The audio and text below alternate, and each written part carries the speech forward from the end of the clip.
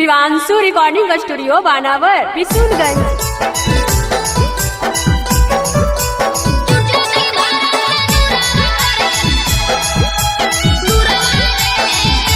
Mix by Manish Arya.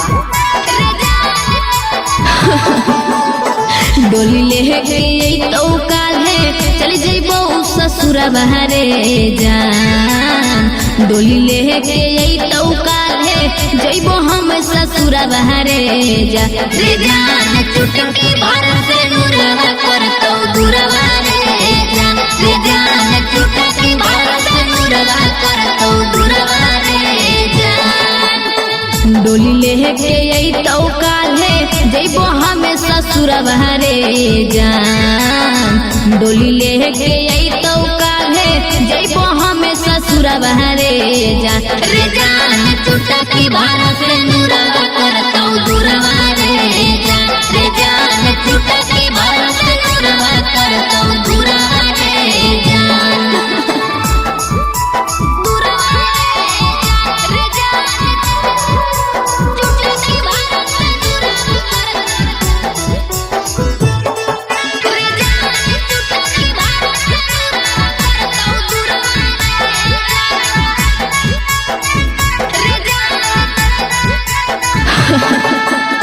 हम नाही हलियो सोना किस्मत में तोरा रे।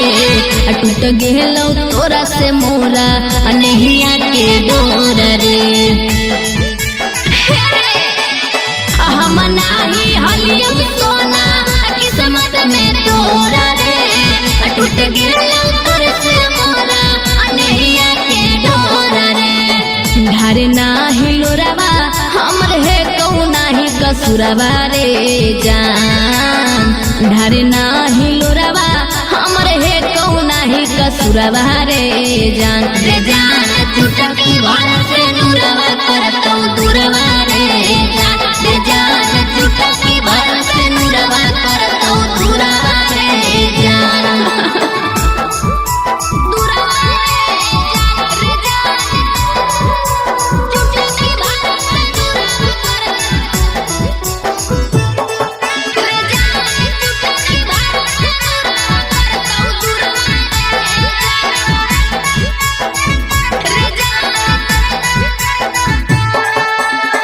कर दी हो माफ हमारा अपना कसूर रे।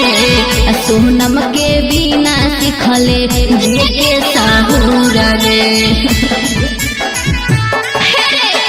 कर दी हो माफ हमारा अपना कसूर रे। सोनम के बिना सिखले जी के साहुर रे। राजा संगे चली जइबो खइहे नाही महुरा बहारे जान।